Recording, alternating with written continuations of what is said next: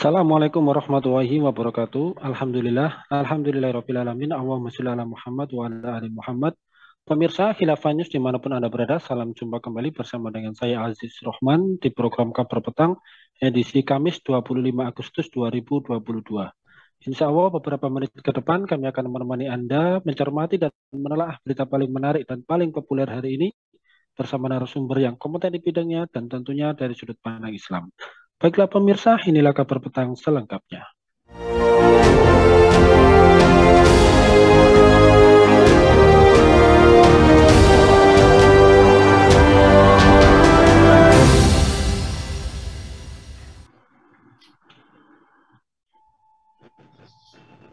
Pemirsa, Ketua Dewan Pakar DPP Himpunan Kerukunan Tani Indonesia (HKTI), Agus Pakpahan mengatakan regenerasi petani saat ini sangat minim.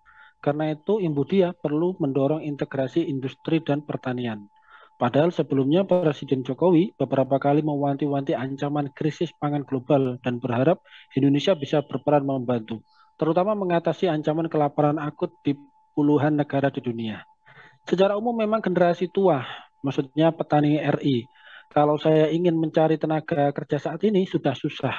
Kata Agus saat diskusi tantangan pangan hadapi krisis global Forum Merdeka Barat 9 Jumat 19 Agustus yang lalu. Semua populasi petani negara maju memang nggak lebih dari 5% penduduk. Amerika Serikat tidak sampai 2% populasinya yang menjadi petani. Di sini kita harus belajar mengintegrasi pertanian dan juga industri. Itu nggak boleh lepas tambahnya. Nah, pemirsa, mengapa jumlah petani di Indonesia terus berkurang meski dikenal sebagai negara agraris? Apa penyebab menurunnya minat pemuda terhadap pertanian? Kemudian apa dampaknya bagi ketahanan pangan Indonesia di masa kini dan juga masa mendatang, serta bagaimana caranya agar kita menyelamatkan ketahanan pangan Indonesia? Pemirsa, untuk membahasnya kami telah terhubung dengan pengamat kebijakan publik. Beliau adalah Bung Muhammad Daniel. Kita sapa dulu beliau. Assalamualaikum warahmatullahi wabarakatuh, Bung Dani. Waalaikumsalam warahmatullahi wabarakatuh. Alhamdulillah, bagaimana ini kabarnya nih, Bung Dani? Sehat, Bung? Alhamdulillah sehat. Gimana di studio, sehat semua? Alhamdulillah sehat, Bung.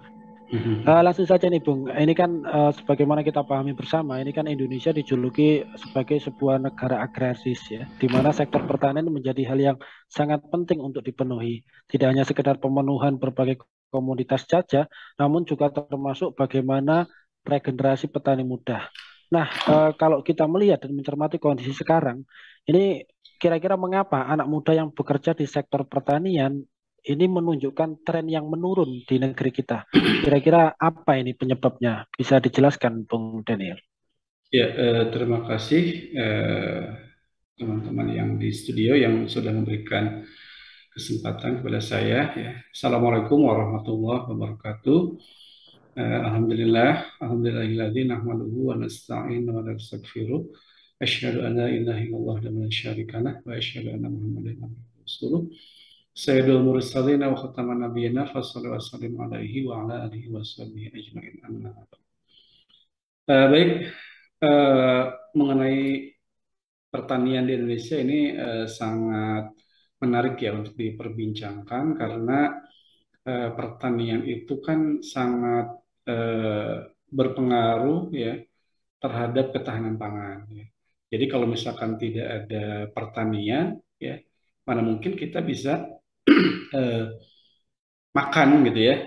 Apalagi lahan pertanian itu dianggap sebagai sesuatu hal yang paling pokok yang harus ada di sebuah negara. Sebetulnya begitu.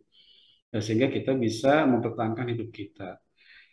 Dan Indonesia itu kan termasuk negara agraris yang seharusnya gitu ya.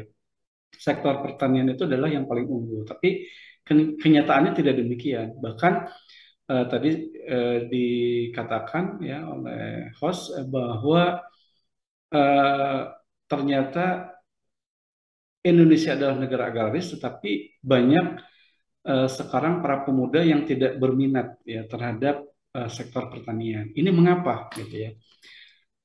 Negara agraris, tanahnya sebetulnya kalau boleh dibilang sangat luas, tetapi tidak ada regenerasi ya kaum muda untuk meneruskan perjuangan orang tuanya ya sebagai petani. Ini mengapa?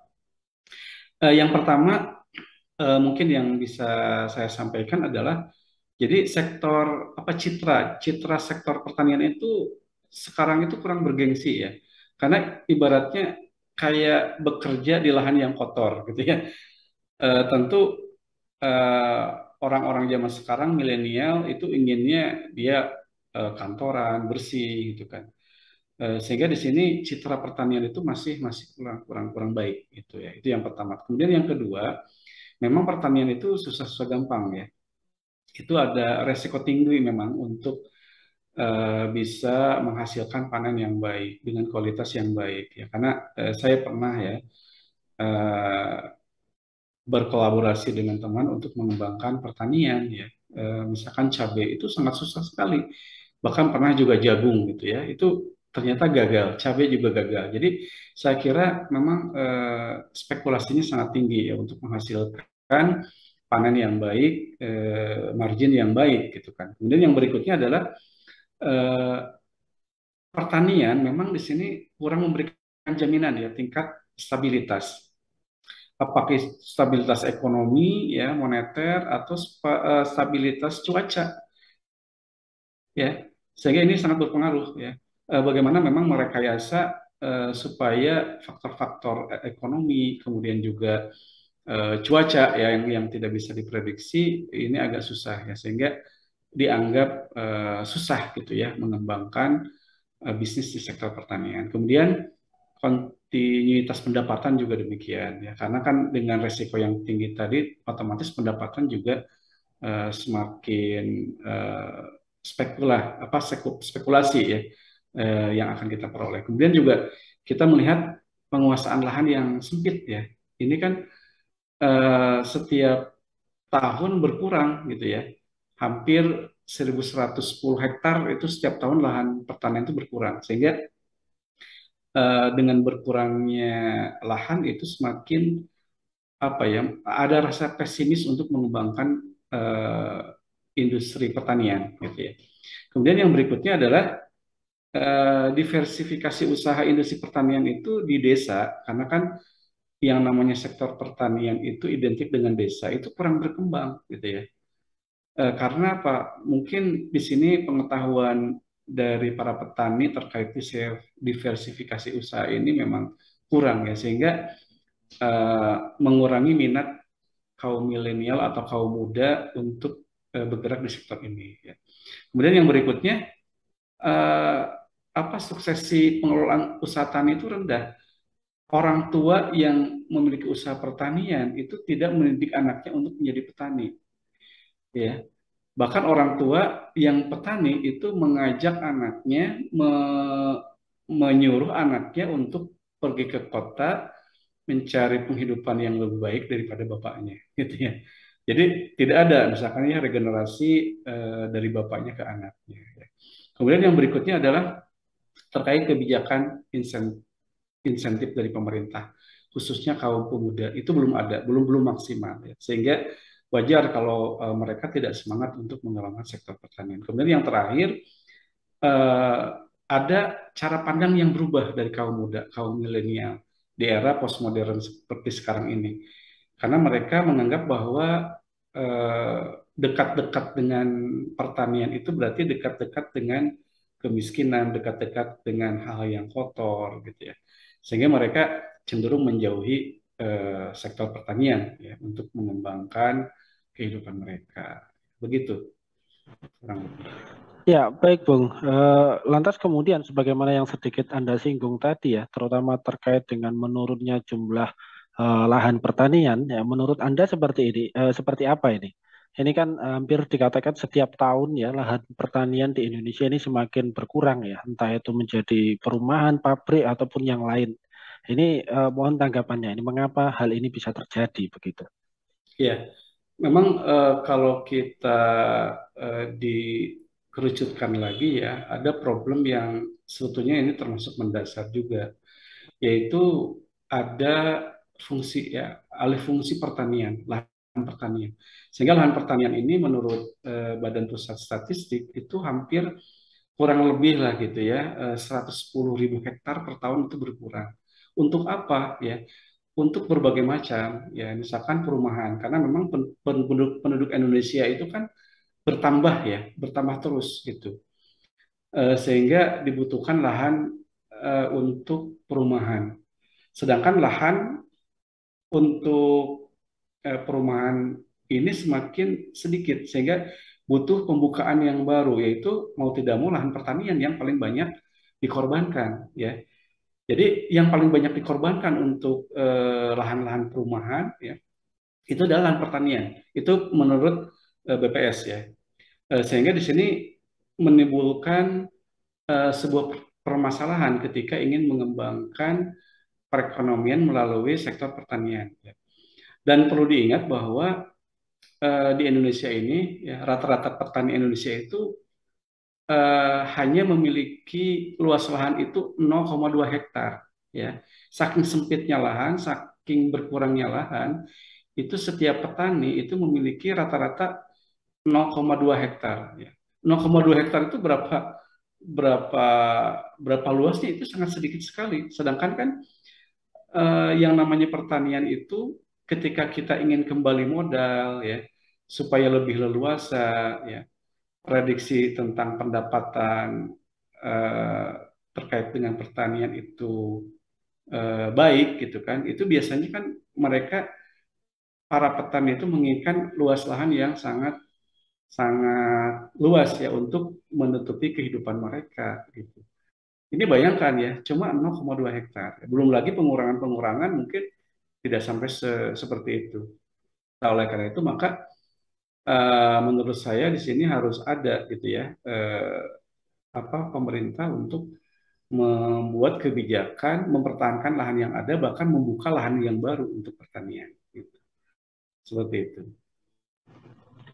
Ya, baik, Bung. Lantas kemudian, ini kan kita juga melihat ya fakta bahwa regenerasi para petani di negeri kita ini juga bisa dikatakan tidak berjalan dengan baik ya, sehingga jumlah petani kian tahun semakin menyusut atau semakin berkurang karena sudah tua, meninggal dan lain sebagainya. Nah, jika ini terus terjadi, kira-kira dampaknya bagi Indonesia untuk masa-masa yang akan datang ini seperti apa ini? Ya, jadi memang eh, apa eh, dengan penurunan ya jumlah petani itu tentu akan berdampak pada krisis pangan, ya. Akan berdampak pada krisis pangan. Bahkan saya melihat di sini ada grafik ya yang luar biasa. Eh, apa untuk krisis pangan itu ternyata ada yang memperkirakan Indonesia akan terjadi krisis pangan pada tahun 2025. Ini saya coba membuat perhitungan ya, eh, bahwa tahun 2022 ya, itu jumlah penduduk Indonesia itu sekitar 2.700 275 juta jiwa ya. Sedangkan kebutuhan beras itu sekitar 38 juta ton. Dan rata-rata produksi beras per tahun Indonesia itu kan 32 juta ton. Ya. Berarti ada kekurangan sekitar 6 juta ton. Ini dari mana? Tentu dari impor. Ya. Sedangkan kalau kita terus impor di negara lain juga terjadi krisis. Makanya akan ada terjadi krisis pangan, tidak hanya di Indonesia tapi di dunia itu sekitar tahun 2025, karena masing-masing negara itu akan mengurangi lahan pertanian gitu. Ini harus dipikirkan ya, bahwa kita benar-benar ya, Indonesia dan negara lain juga sama, masalahnya itu harus membuka lahan baru ya, karena impor itu berarti kan kita ke negara lain, sedangkan negara lain itu memiliki problem yang sama. Kemudian apa apa yang harus dilakukan? Tentu di sini harus ada kebijakan dari negara masing-masing ya, supaya bisa apa menstabilkan perekonomian di bidang pertanian, karena kaitannya dengan pangan, dan pangan itu kan bagian dari kebutuhan pokok yang akan menjamin kebutuhan pokok masyarakat gitu.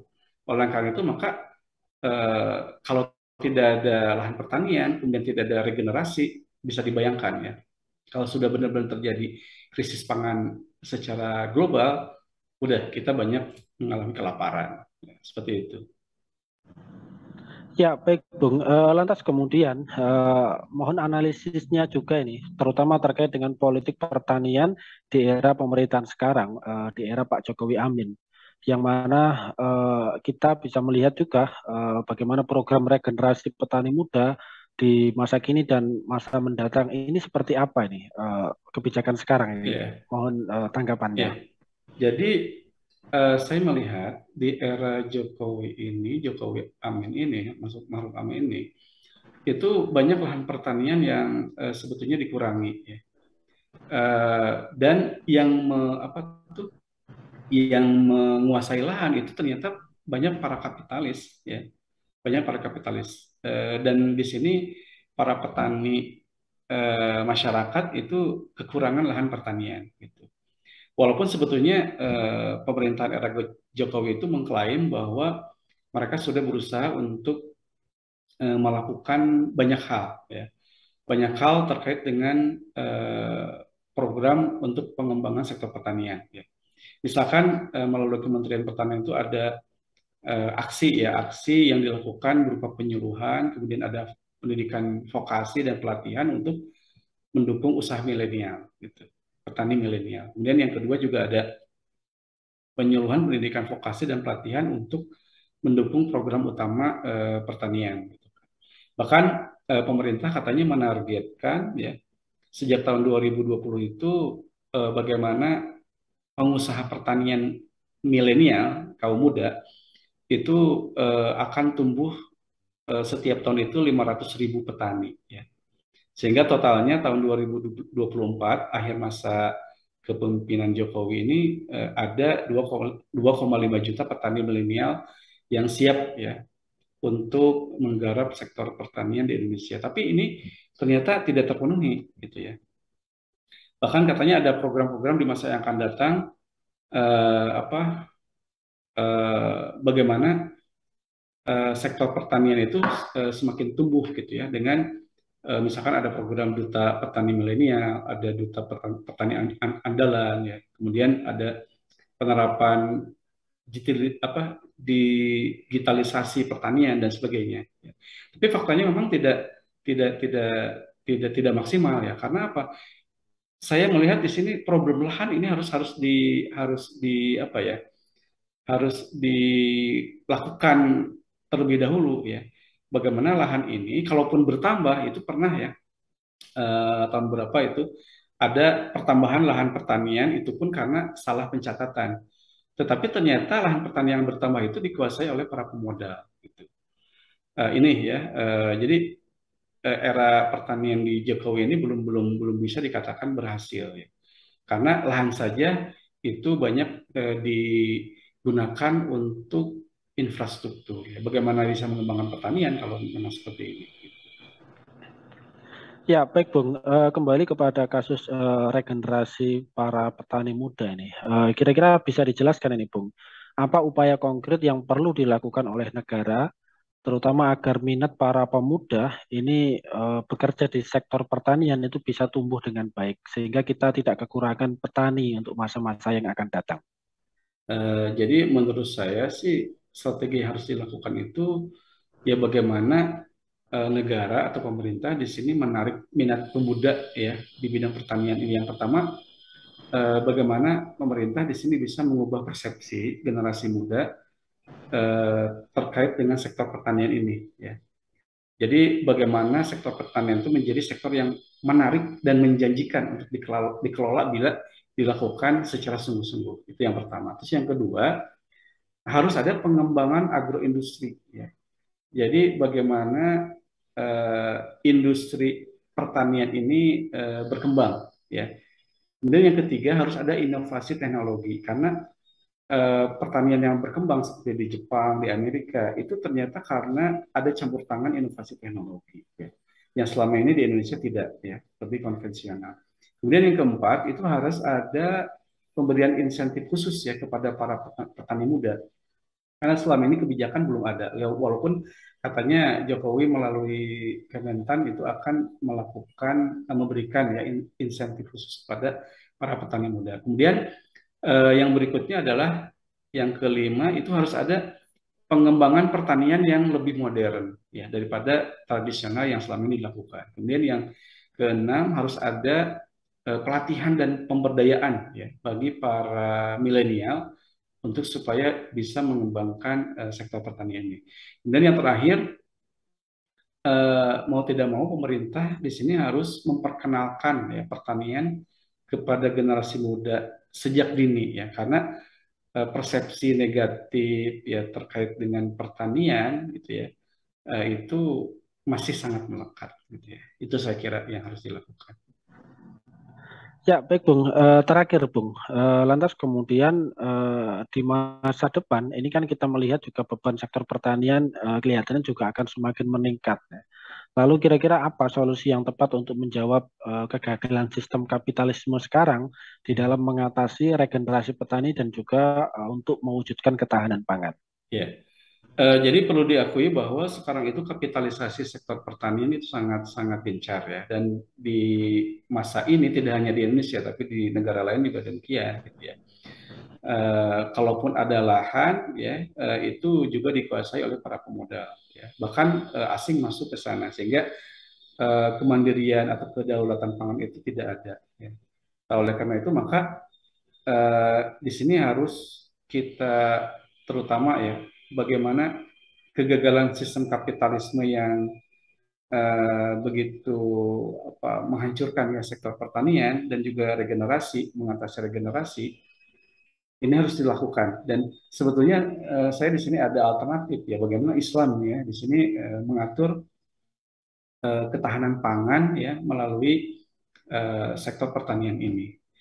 Jadi yang harus kita lihat itu adalah yang pertama ya negara di sini seharusnya ya di dalam Islam kan kita melihat ya negara itu sangat bertanggung jawab ya terkait dengan sektor pertanian. Oleh karena itu berbeda dengan kapitalisme ya, karena kapitalisme itu kebijakan itu pasti untuk para kapitalis itu sendiri, bukan rakyat fokusnya gitu. Makanya di dalam Islam itu negara itu harus memonitor, bahkan wajib memonitor langsung jalannya proses produksi terkait dengan pertanian. Misalkan apa terkait dengan proses produksi itu, misalkan penyediaan lahan, itu harus sungguh-sungguh dilakukan oleh negara. Kemudian yang berikutnya harus membekali skill petani. Ya. Jadi harus membekali skill petani sehingga mereka produktif ya untuk mengembangkan sektor pertanian. Kemudian juga suplai pangan ya itu harus memadai ya bagi seluruh penduduk ya gitu. Jadi yang pertama tadi ya negara wajib memonitor produksi mulai dari lahan pertanian, penyediaannya, skill petaninya ya, dan suplai pangan yang memang memadai. Kemudian yang kedua jangan sampai ada campur tangan asing ya. Jadi kita harus mandiri, harus berdaulat ya. Tidak boleh ada negara lain. Kalau negara lain campur tangan melalui investasi misalkan, maka kedaulatan pangan tidak ada. Ya. Bahkan ketahanan pangan tidak akan pernah terjadi. Ya. Kemudian yang ketiga, negara di sini harus bertanggung jawab. Ya. Di dalam Islam, negara itu memang wajib harus bertanggung jawab pendistribusian pangan, ya, yang itu bisa menjamin seluruh rakyat Indonesia di mana kebutuhan pokoknya itu terpenuhi semua per individu, ya, tidak melihat agregasi, tapi per individu masyarakat dari hasil pertanian ini bisa terpenuhi gitu, kebutuhan pokoknya. Kemudian yang berikutnya adalah di sini ya Islam melarang adanya liberalisasi ya kapitalisasi di sektor pertanian ini yang merupakan sektor real sebetulnya. Mungkin kita sering mendengar ya hadis Rasulullah yang artinya manusia itu berserikat dalam tiga hal, ya, yaitu air, padang rumput, dan api, gitu ya. Jadi al-muslimuna syuraka'u fi thalathin. Ya. Jadi ada air, padang, rumput, dan api. Dan ini harus diimplementasikan ya bahwa Tidak bisa ya sektor pertanian yang luas ini bagian dari untuk menghidupi masyarakat secara umum itu dikuasai oleh individu ataupun kelompok. Gitu. Maka apa negara harus harus harus seperti itu. Kemudian yang terakhir ya eh, tentang tata cara pengelolaan lahan ya. Jadi di dalam Islam itu kan sewa lahan itu tidak boleh ya. Jadi kita harus mengelola sendiri gitu.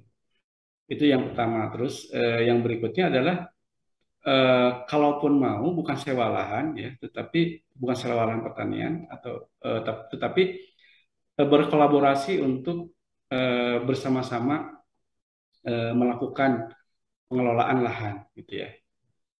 Misalkan yang memiliki lahan itu berkolaborasi dengan siapa yang punya tenaga, di mana semua modal itu dari si pemilik lahan itu. Dan ini dahulu dilakukan oleh Rasulullah ya ketika Rasulullah hijrah ke Madinah. Jadi eh, itu akan lebih mudah dalam pengelolaan. Gitu ya. Itu mungkin.